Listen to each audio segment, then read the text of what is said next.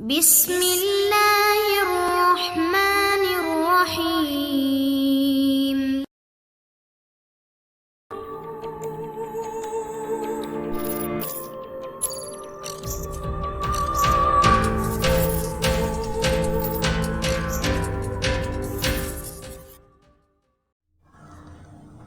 السلام علیکم دوستو، جاسوسی دنیا کرنل فریدی ناول بائی ابن صفی۔ اگر آپ نے ابھی تک ہمارے چینل جاسوسی دنیا کو سبسکرائب نہیں کیا تو سبسکرائب کریں اور بیل آئیکن پر کلک کیجیے۔ فریدی نے پوزیشن بدل لی تھی اور اب دوسری جانب سے عمارت کی نگرانی کر رہا تھا۔ اس نے رافعہ کو دیکھا، وہ بے تحاشا پھر اسی کی جانب دوڑی آ رہی تھی۔ فریدی جہاں تھا وہیں دبک گیا۔ وہ ڈھلان سے نیچے اتر رہی تھی، پھر اس پر چڑھنے لگی جس کے ایک حصے میں فریدی تھا۔ وہ اس جگہ پہنچ کر اسے آوازیں دینے لگی جہاں کچھ دیر پہلے وہ اس کے ساتھ تھا۔ فریدی نے محسوس کیا کہ وہ بہت زیادہ پریشان ہے، آواز میں رو دینے کی سی حالت ہے۔ وہ آہستہ آہستہ اس تک پہنچا۔ کیپٹن! وہ چیخ مار کر اس کی طرف جھپٹی اور اس کے بازوؤں میں جھول گئی۔ وہ بے ہوش ہو گئی تھی۔ فریدی نے بآہستگی اسے ایک طرف لٹا دیا۔ دوبارہ ہوش میں آنے میں 3 یا 4 منٹ لگے تھے۔ تم ٹھیک کہہ رہے تھے، انہوں نے ڈیڈی کو مار ڈالا۔ کیسے؟ وہاں کون ہے؟ کوئی بھی نہیں، بس لاش۔ قاسم؟ وہ بھی نہیں ہے، کوئی بھی نہیں ہے۔ کیا انہیں علم ہے کہ تم تہخانے کے راز سے واقف ہو؟ اس دن جو لوگ بے ہوش آدمی کو لائے تھے میرے لیے بالکل اجنبی تھے، اور وہ نہیں تھے، ان میں کوئی بھی غیر ملکی نہیں تھا۔ اوہ کیپٹن، خدا کے لیے جلدی کرو، ہو سکتا ہے وہ زندہ ہوں، ان کی جان بچائی جا سکے۔ تم یہیں ٹھہرو، میں دیکھتا ہوں۔ میں تنہا نہیں رہ سکتی، مجھ پر رحم کرو۔ اگر انہوں نے ڈیڈی کو مار ڈالا ہے تو اس کا مطلب یہی ہو سکتا ہے کہ ڈیڈی ان کے بارے میں کسی غلط فہمی کا شکار نہیں تھے، بلکہ وہ ان کے کارناموں سے واقف ہونے کے باوجود بھی ان کے معاون رہے تھے۔ تم خاصی ذہین ہو۔ فریدی طویل سانس لے کر بولا، اچھی بات ہے، میرے ساتھ چلو۔ وہ اس چٹان سے نیچے اتر کر عمارت کی طرف بڑھنے لگے۔ اس سے پہلے فریدی نے اپنے طور پر اپنے ساتھیوں سے رابطہ قائم کر کے انہیں ہوشیار رہنے کی ہدایت کی تھی۔ فریدی خود بھی بہت احتیاط سے چل رہا تھا، کسی اچانک حملے کا مقابلہ کرنے کے لیے بالکل تیار۔ عمارت کے قریب پہنچ کر وہ رکا۔ رافعہ کا چہرہ ستا ہوا تھا اور آنکھیں اندرونی کرب ظاہر کر رہی تھیں۔ اس نے عمارت میں داخل ہونے کے لیے آگے بڑھنا چاہا، لیکن فریدی نے اس کا ہاتھ پکڑ لیا۔ عمارت میں داخل ہونے سے پہلے وہ اطمینان کر لینا چاہتا تھا کہ رافعہ کا بیان غلط تو نہیں۔ کھلے ہوئے دروازے سے بوڑھا پروفیسر عبدالی نظر آیا۔ وہ فرش پر چاروں خانے چت پڑا ہوا تھا۔ وہ دونوں کمرے میں داخل ہوئے۔ بوڑھا بے جان تھا، جسم پر کہیں بھی کوئی زخم نہ ملا، اس کا گلا گھونٹ کر مارا گیا تھا۔ پوری عمارت سنسان پڑی ہوئی تھی۔ لاش والے کمرے میں اس کے بم کے ٹکڑے بھی ملے تھے۔ وہ تہخانہ؟ فریدی نے آہستہ سے پوچھا۔ اوہ، تو کیا یہ اسی طرح پڑے رہیں گے؟ رافعہ نے لاش کی طرف دیکھ کر کہا، صبر سے کام لو، جو ہونا تھا وہ ہو چکا۔ اب مجھے قاسم کی فکر ہے، کہیں وہ اسے بھی ساتھ نہ لے گئے ہوں۔ وہ نچلا ہونٹ دونوں دانتوں میں دبائے ہوئے شاید اپنی حالت پر قابو پانے کی کوشش کر رہی تھی۔ دفتن بائیں جانب مڑ کر وہ آتش دان کی طرف بڑھ گئی۔ یہ آتش دان دیوار ہی میں بنایا گیا تھا۔ فریدی نے اس کو آتش دان کے اندر چمنی میں ہاتھ ڈالتے دیکھا۔ کھڑاکے کی آواز آئی اور ایسا لگا جیسے آتش دان مینٹل پیس سمیت دیوار کی سطح سے قدرے الگ ہو گیا ہو۔ رافعہ نے اسے قریب آنے کا اشارہ کیا اور آہستہ سے بولی، اسے اس طرح ہٹانے کی کوشش کرو۔ فریدی نے مینٹل پیس کا گوشہ پکڑ کر اپنی طرف کھینچا اور دیوار کی سطح سے الگ کر دیا، اور وہ والا حصہ کسی دروازے کی طرح کھلتا چلا گیا۔ سامنے زینے نظر آئے، لیکن 2 یا 3 زینوں کے بعد گہرا اندھیرا تھا۔ کیا میں پہلے اندر جاؤں؟ نہیں، ہم میں سے کوئی بھی فی الحال نہیں جائے گا۔ تو پھر یہاں سے ہٹ چلو، میں زیادہ دیر تک اس کمرے میں نہیں ٹھہر سکتی۔ اوہ اچھا، لیکن جیسے ہی وہ پیچھے ہٹے تہخانے سے آواز آئی، یہاں کون ہے؟ کون ہے؟ کیا ہو رہا ہے؟ خدا کے لیے مجھے اس خول سے نکالو ورنہ میرا دم گھٹ جائے گا۔ کون ہے؟ رافعہ ہکلائی۔ ٹھہرو، تم یہیں ٹھہرو۔ نہیں نہیں، کوئی نیا جال نہ بچھایا جا رہا ہو۔ رافعہ اس کی راہ میں حائل ہوتی ہوئی بولی۔ فریدی شاید خود بھی تذبذب ہو گیا تھا۔ وہ خالی خالی نظر سے اسے دیکھ رہا تھا۔ آواز پھر آئی، ابھی کون بول رہا تھا؟ خدا کے لیے مجھے بچاؤ۔ کیا تمہیں یقین ہے کہ وہ لوگ اس شب اس بے ہوش آدمی کو یہاں سے لے گئے تھے؟ ڈیڈی نے مجھے یہی بتایا تھا۔ تم نے خود نہیں دیکھا تھا؟ نہیں، میں نے لے جاتے نہیں دیکھا۔ اچھا تو تم یہیں ٹھہرو، فریدی اسے ایک طرف ہٹاتا ہوا بولا۔ اس نے جیب سے ٹارچ نکال لی تھی اور تہخانے کے دروازے کی طرف بڑھ رہا تھا۔ میں بھی چلوں گی، وہ اس کے پیچھے جھپٹی۔ فریدی نے مڑ کر بھی نہ دیکھا، پہلے زینے پر قدم رکھتے ہی اس نے ٹارچ روشن کی تھی۔ اس کے دائنے ہاتھ میں ریوالور تھا۔ ٹارچ کی روشنی کا دائرہ تیزی سے اندھیرے میں چکرایا اور رافعہ کی چیخ نکل گئی۔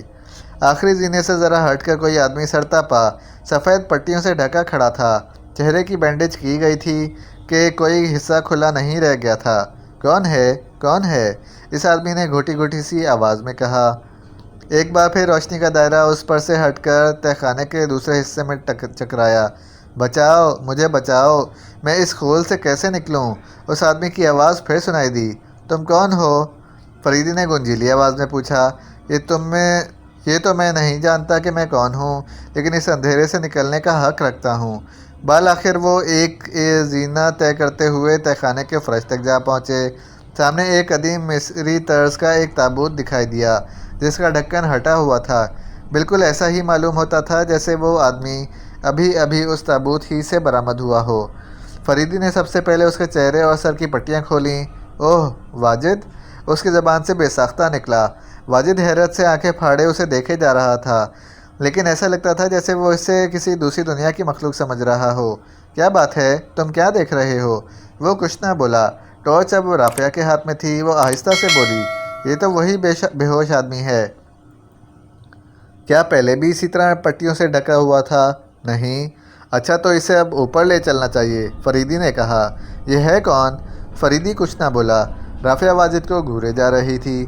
فریدی نے واجد کا ہاتھ پکڑا اور اسے زینوں کی طرف لے جانے کے لیے مڑا۔ رافعہ بھی وہیں تھی، وہ اسے اوپر کھینچ لائے۔ فریدی اسے دوسرے کمرے میں لے جانا چاہتا تھا۔ کیا میں تہخانے کا دروازہ بند کر دوں؟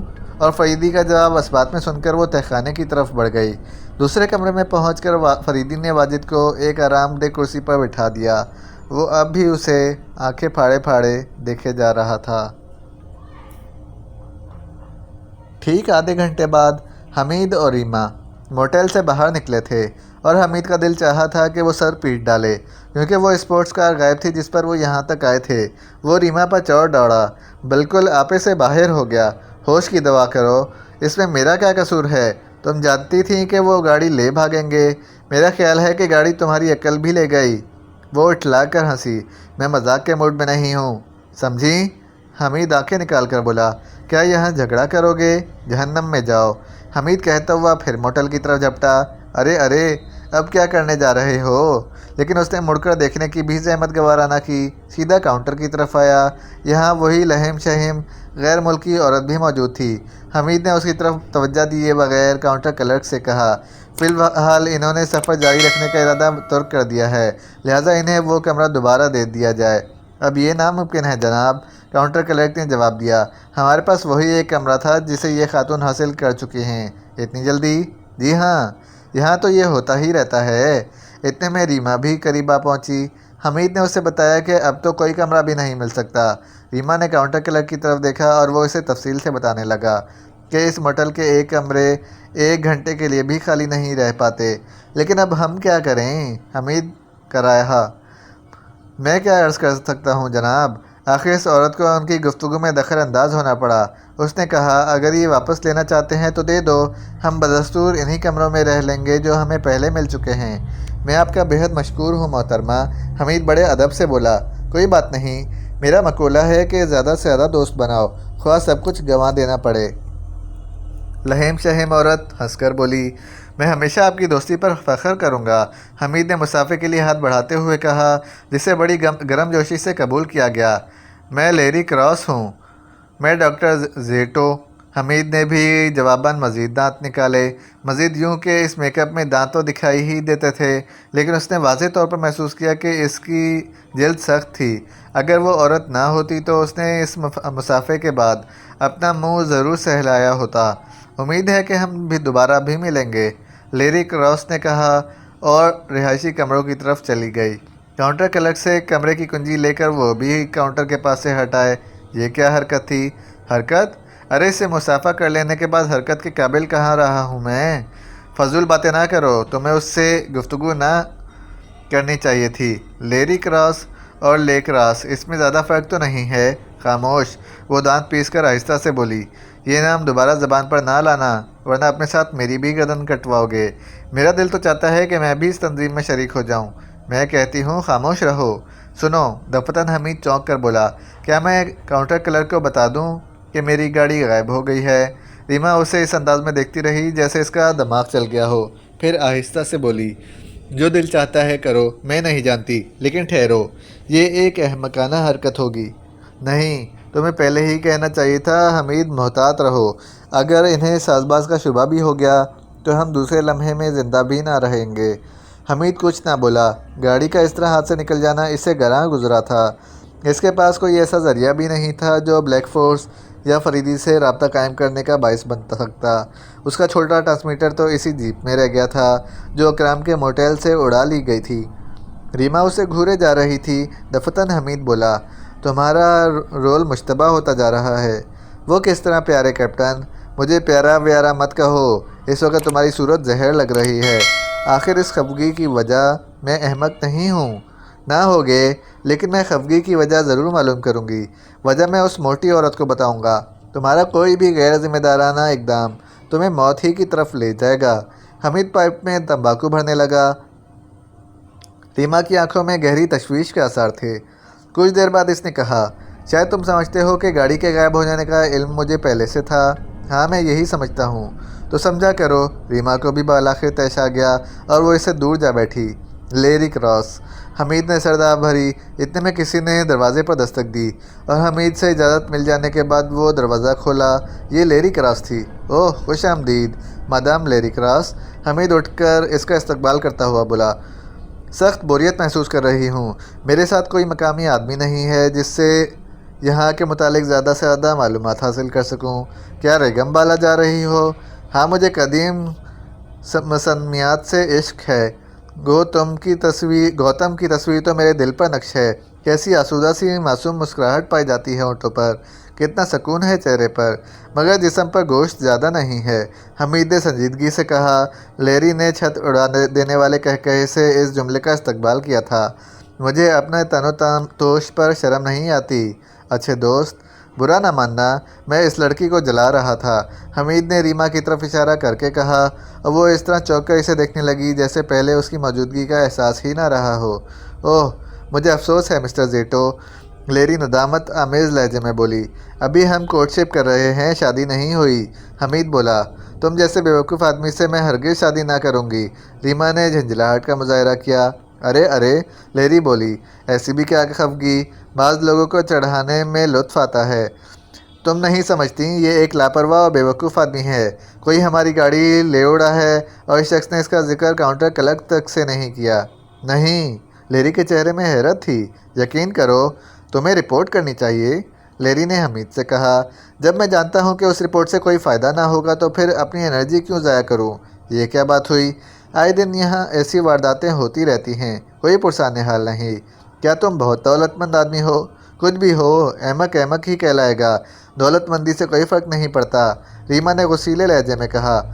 تم بہت دیر سے مجھے برا بھلا کہہ رہی ہو، مجھے بولنے پر مجبور نہ کرو، حمید گرایا۔ کرو، میاؤں میاؤں، میرا کیا بگڑے گا؟ دیکھا تم نے مادام لیری، حمید ٹھنڈی سانس لے کر بولا، لیکن ہو بھی کیا سکتا ہے جبکہ مجھے اس کی بدزبانیوں ہی سے پیار ہے۔ تم دونوں ہی عجیب معلوم ہوتے ہو، لیری تھکی تھکی سی آواز میں بولی۔